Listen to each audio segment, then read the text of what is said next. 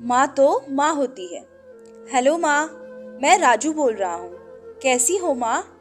मैं ठीक हूँ बेटे। ये बताओ तुम और बहू दोनों कैसे हो? हम दोनों ठीक हैं माँ। आपकी बहुत याद आती है।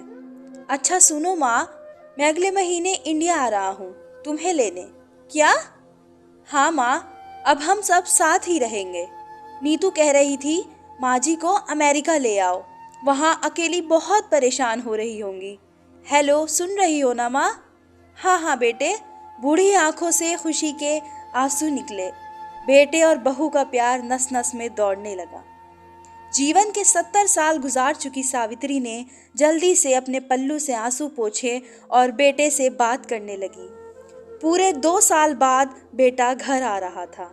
बूढ़ी सावित्री ने मोहल्ले भर में दौड़ दौड़ कर ये खबर सबको सुना दी। सब खुश थे कि चलो बुढ़ापा चैन से बेटे और बहू के साथ गुजर जाएगा। राजू अकेला आया था।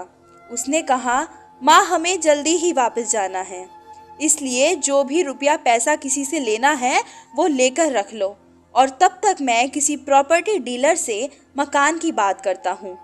मकान? माँ ने पूछा। हाँ माँ, अब ये मकान बेचना पड़ेगा, वरना कौन इसकी देखभाल करेगा? हम सब तो अब अमेरिका में ही रहेंगे। बूढ़ी आंखों ने मकान के कोने कोने को ऐसे निहारा जैसे किसी छोटे बच्चे को सहला रही हो। बहुत कम दाम में राजू ने मकान बेच दिया। सावित्री देवी ने जरूरी सामान समेटा जिससे उनको बहुत ज्यादा लगाव था। राजू टैक्सी मंगवा चुका था। एयरपोर्ट पहुंचकर राजू ने कहा, माँ तुम यहाँ बैठो, मैं अंदर जाकर सामान की जांच और बोर्डिंग और वीजा का काम निपटा लेता हूँ। ठीक है बेटे। सावित्री देवी वहीं पास की बेंच पर बैठ गई। काफी समय बीत चुका था। बाहर बैठी सावित्री देवी बार बार उस दरवाजे की तरफ देख रही थी जिसमें राजू गया था, लेकिन अभी तक बाहर नहीं आया। शायद अंदर बहुत भीड़ होगी सोचकर बूढ़ी आंखें फिर से टकटकी लगाए देखने लगी। अंधेरा हो चुका था। एयरपोर्ट के बाहर गहमा गहमी कम हो चुकी थी। माँ जी, किससे मिलना है? एक कर्मचारी ने वृद्धा से पूछा। मेरा बेटा अंदर गया था टिकट लेने, वो मुझे अमेरिका लेकर जा रहा है, सावित्री देवी ने घबराकर कहा। लेकिन अंदर तो कोई पैसेंजर नहीं है। अमेरिका जाने वाली फ्लाइट तो दोपहर में ही चली गई। क्या नाम था आपके बेटे का? कर्मचारी ने सवाल किया। राजू। सावित्री के चेहरे पे चिंता की लकीरें उभर आई। कर्मचारी अंदर गया और कुछ देर बाद बाहर आकर बोला, माँ जी आपका बेटा राजू तो अमेरिका जाने वाली फ्लाइट से कब का जा चुका। क्या? वृद्धा की आंखों से आंसुओं का सैलाब फूट पड़ा। बूढ़ी माँ का रोम रोम कांप उठा। किसी तरह वापस घर पहुंची जो अब तक बिक चुका था।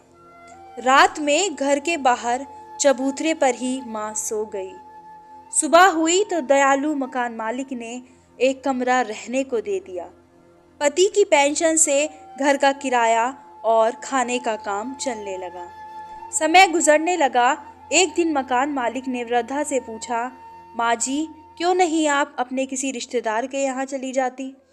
अब आपकी उम्र भी बहुत हो गई है, अकेली कब तक रह पाएगी? हाँ चली तो जाऊं, लेकिन कल को मेरा बेटा आया तो यहाँ फिर कौन उसका ख्याल रखेगा? आंख में आंसू आने लग गए। दोस्तों, आप सबसे विनती है, माँ बाप का कभी दिल मत दुखाना। हमें इस कहानी से ये शिक्षा मिलती है, माँ तो माँ होती है।